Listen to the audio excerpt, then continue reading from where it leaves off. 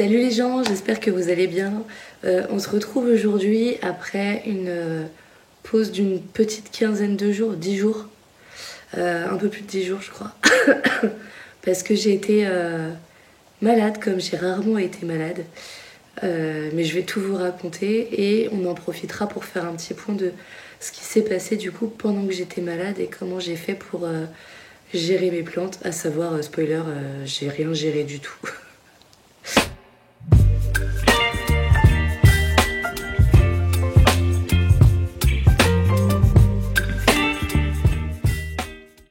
Alors, tout a commencé le vendredi 12 janvier. J'étais en train de finir le montage de ma dernière vidéo et je commençais à me sentir un petit peu pas très. Bon, en hiver, ça arrive, on se dit petit rhume, voilà.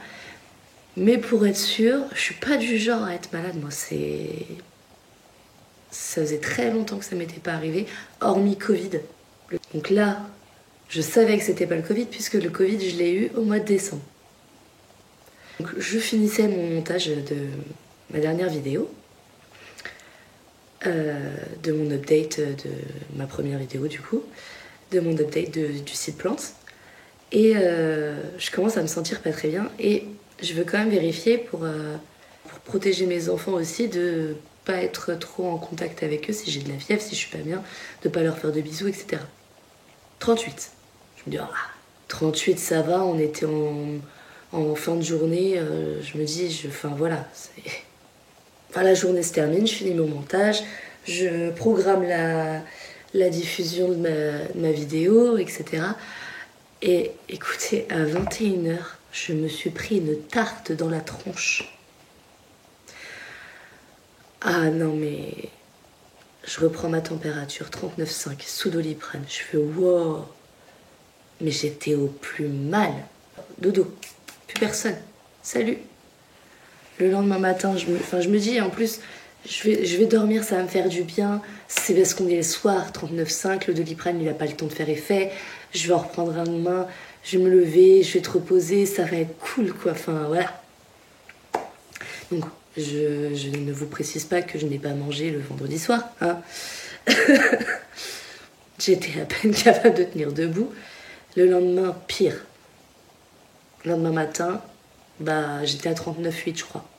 Je me dis mais je viens de me lever, donc tant que je prenne le Doliprane, que ça fasse effet, etc. Ouais non, le Doliprane il me faisait rien du tout.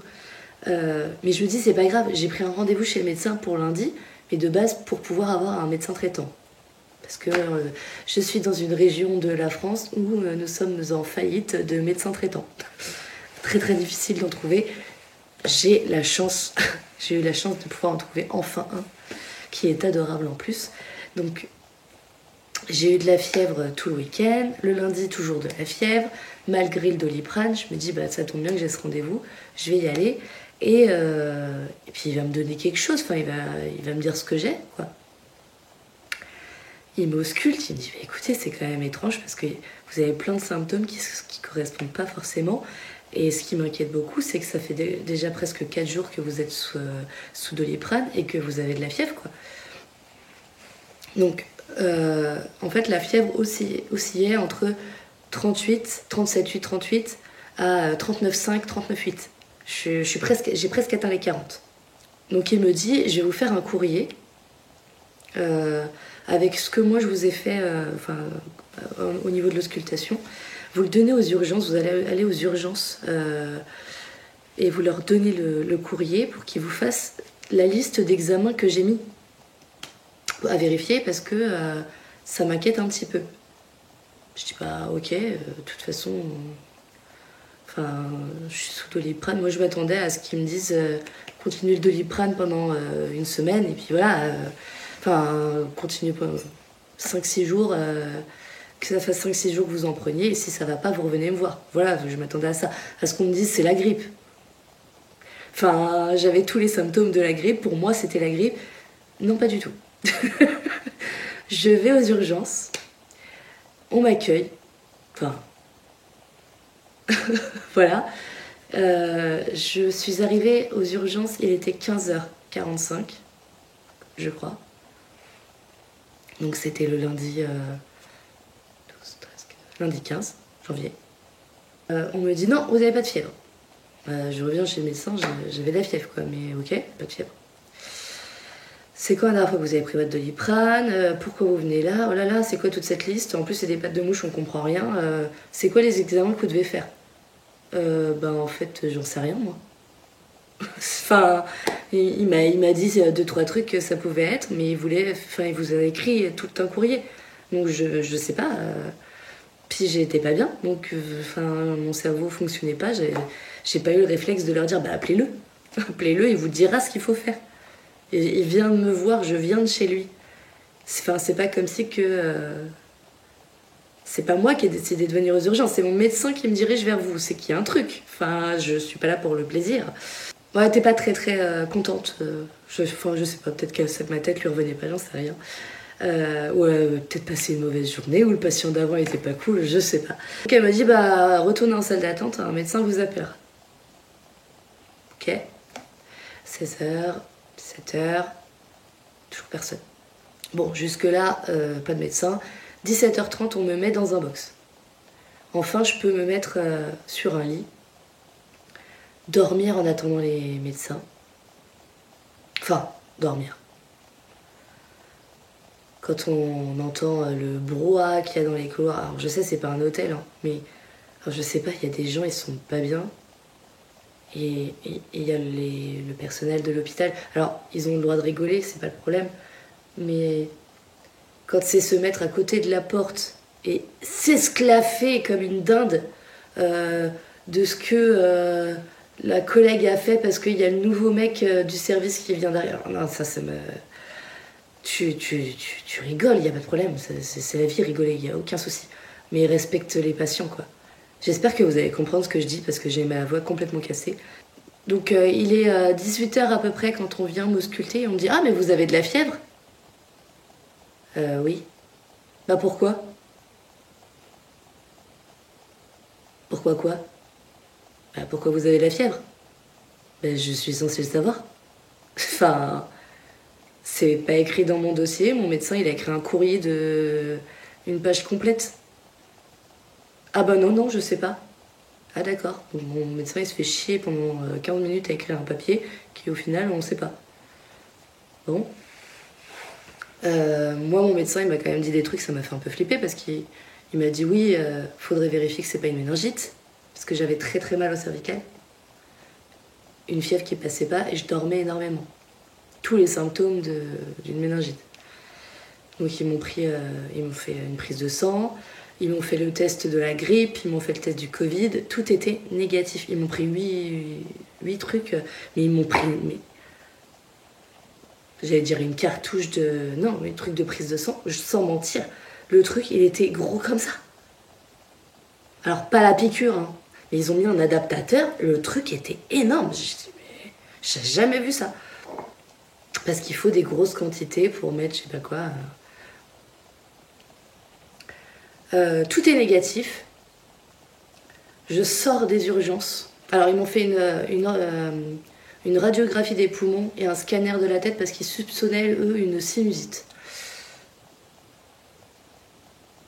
Pourquoi, je sais pas. Peut-être parce que j'avais mal à la tête.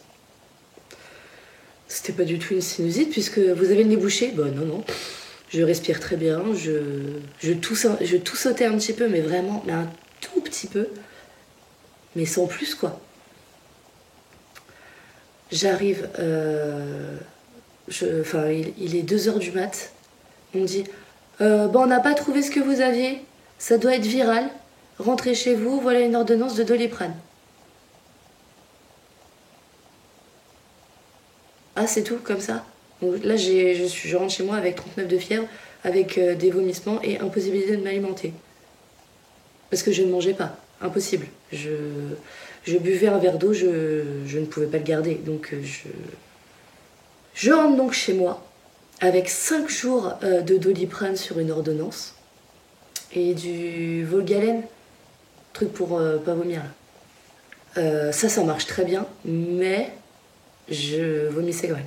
Donc je rentre chez moi, je me dis ça va passer, forcément ça va passer. Et puis moi je suis débile. Un médecin me dit vous avez rien, rentrez chez vous. Je peux mourir sur place. je retournerai pas les voir. Et là, je me suis dit, on voit les 34 ans, la maturité, je vais vider les boîtes de Doliprane qui viennent de me donner, l'ordonnance en gros, et une fois que j'aurai plus du tout de Doliprane, j'y retournerai en leur disant, j'ai fait toute l'ordonnance, j'ai encore de la fièvre. Voilà. Parce que oui, j'ai fait 5 jours de Doliprane, tout en ayant de la fièvre, sans manger. Donc du vendredi 12, même plus que 5 jours, hein, du vendredi 12 jusqu'au lundi, on était lundi combien là 15. Bah lundi 22 je crois. Ouais c'est ça. Lundi 22, je suis retournée aux urgences parce que j'avais toujours de la fièvre. J'y suis allée à 9 h le matin après avoir déposé mon fils. Parce que je dormais 3 heures par nuit. Hein. Je dépose mon fils à l'école, j'arrive aux urgences. On me dit oui, c'est pourquoi. Je sais pas, j'ai de la fièvre depuis le vendredi 12. Je suis déjà venue vous voir lundi dernier, mais j'ai plus de Doliprane. Alors je sais que dit comme ça, c'est un peu chelou. Elle m'a regardée, elle m'a dit mais le Doliprane, ça se vend sans ordonnance. J'ai dit oui, mais le problème, c'est pas d'acheter du Doliprane, c'est que j'ai de la fièvre depuis plus de 10 jours. Ah oui, oui. Bah oui, oui, en fait. Et vous avez vu votre médecin? Bah oui, c'est mon médecin qui m'a envoyé chez vous, la dernière fois. Ah oui, mais pas aujourd'hui? Bah non, pas aujourd'hui. En fait, vu que la dernière fois déjà, il m'a envoyé chez vous. Pourquoi est-ce que je devrais retourner le voir? Enfin, ça me paraît pas logique. Ah bah là, vous avez pas de fièvre en tout cas. Hein. Bah si. Je me suis levée ce matin, j'avais 38,2. Alors certes, c'est pas grosse fièvre, mais j'en ai. Ah bah non, moi j'en ai pas. Puis votre tension, elle va très bien. Ok, super. Bah je vais prévenir le médecin, d'accord. Si vous voulez, j'attends. Ah, je suis passée à 11h30. Enfin, j'ai été mise dans un lit à 11h30. Un médecin arrive, il est 13h30. Donc au moins j'ai pu dormir pendant 2 heures. 13h30 dans 16h39 minutes. Ok. Donc un médecin... Ah, Alex. Un médecin est venu 2 heures après. Oui, bonjour. Ah non, vous êtes déjà venu, non c'était il y a 3 jours. Je dis, ah non, c'était la semaine dernière. Moi, vous me dites rien du tout, je ne connais pas. Ah mais si, c'était une... dites pas, me dites pas, je vais deviner. Comment ça, deviner?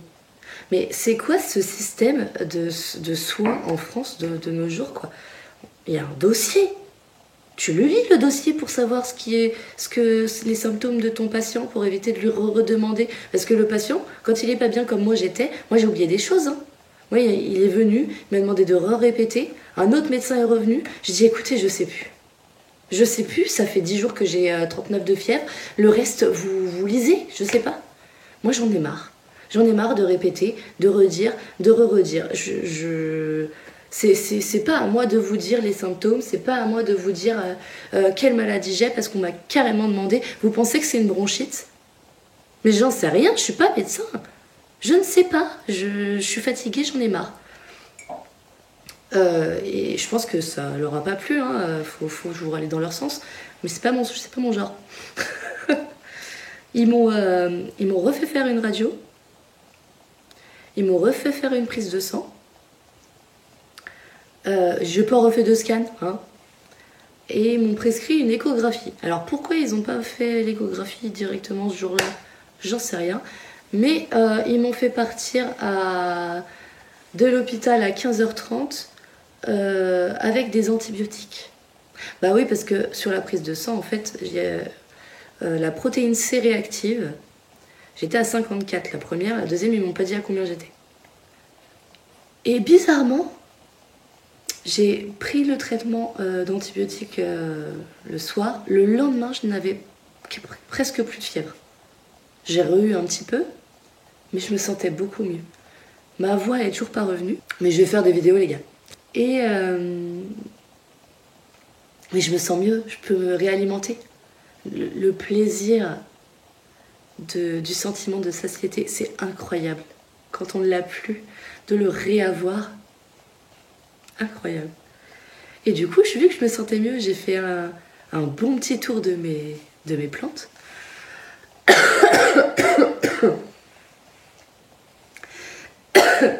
Je vous jure que je vais mieux. Alors, il y a eu des flops. J'ai perdu des kikinettes dans la bataille. Mon alocasia Jacqueline, elle a pourri.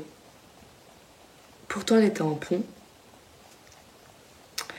Je sais pas ce qui s'est passé. Elle était sous l'emporticole en pont, je comprends pas. Il fait pas froid, enfin... La Silver Dragon et la Cuprea Red Secret que j'ai eu du même colis, elles vont très très bien.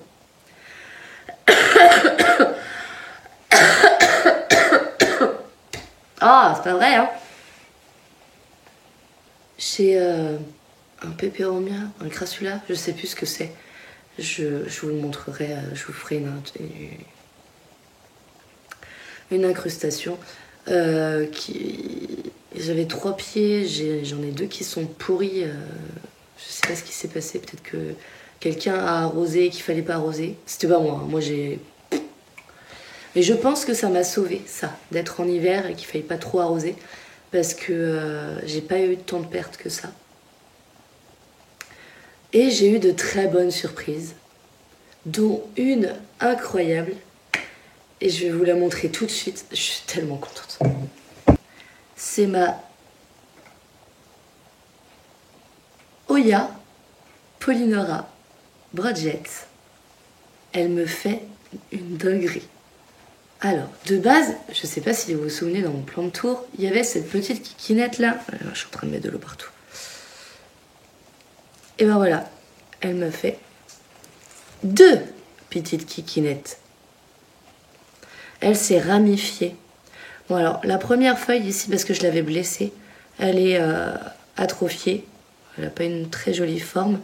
Mais, juste là, à la base de cette feuille, je ne sais pas si vous allez voir, j'essaierai de vous incruster une photo pour que vous puissiez mieux voir. Non, c'est mort. Je vous mettrai une photo. Je crois qu'il y a un pédoncule floral.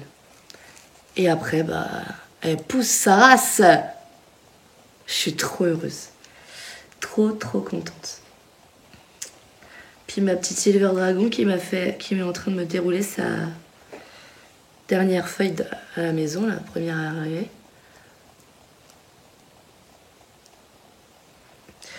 Donc elle va bien. La Cuprea, elle bouge pas, la feuille a bien grandi.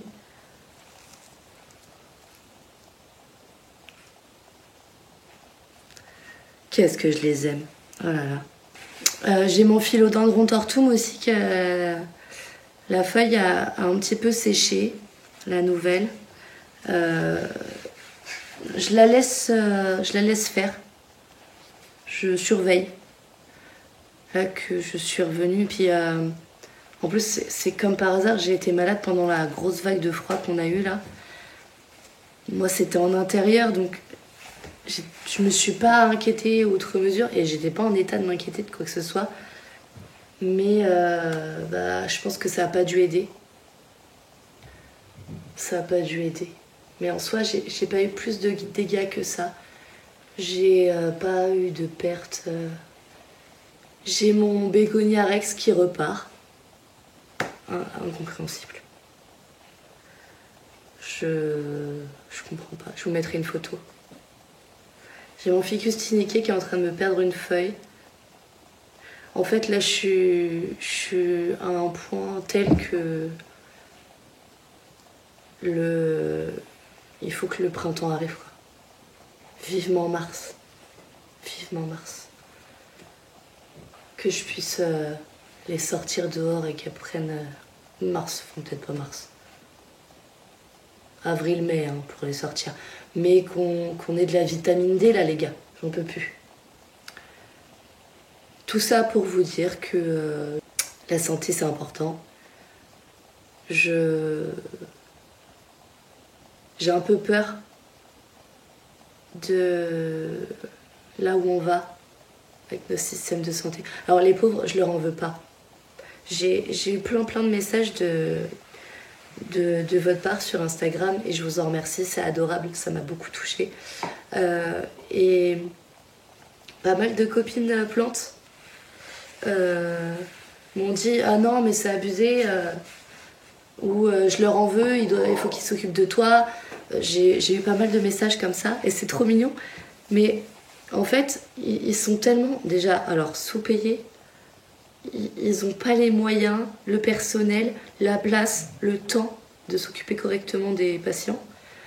Donc c'est pas, entre guillemets, c'est pas de leur faute. C'est leur patron. Et leur patron, c'est qui? C'est le gouvernement. Je me tâche les cheveux. En fait, j'en veux pas au personnel. Alors, il y a des choses, je leur en veux. Des questions du style, vous pensez que c'est une bronchite? Excuse-moi, c'est pas mon taf. T'as peut-être pas les moyens, mais moi, j'ai pas... Enfin, si t'as fait 7 ans d'études, Coco, c'est pour quelque chose, quoi. Par contre, je suis tombée sur des aides-soignantes, des infirmières qui étaient au bout de leur vie parce que il y avait je ne sais pas combien de patients, mais qui ont toujours été gentilles avec moi, qui ont toujours été à l'écoute, qui ont toujours, qui auraient pu dire excusez-moi mais là je peux pas.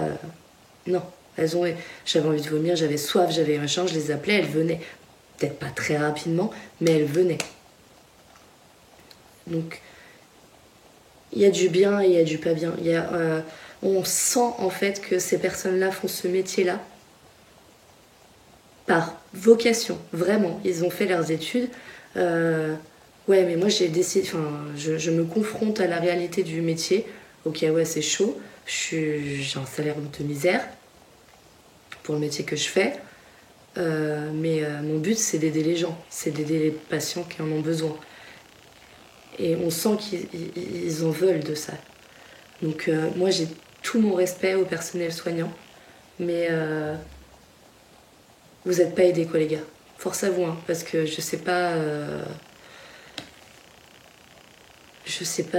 où on va, mais on y va. On dit qu'il faut pas être dans l'automédication, bah on va pas avoir le choix, hein, malheureusement. Ouais, ça a été un grand plaisir de vous raconter ma vie. J'espère que ça va aller de mieux en mieux, de jour en jour. Et on se retrouve très très bientôt dans une nouvelle vidéo. Je ne sais pas encore laquelle, mais on parlera plantes, ça c'est promis. Allez, bisous les gars. Baby.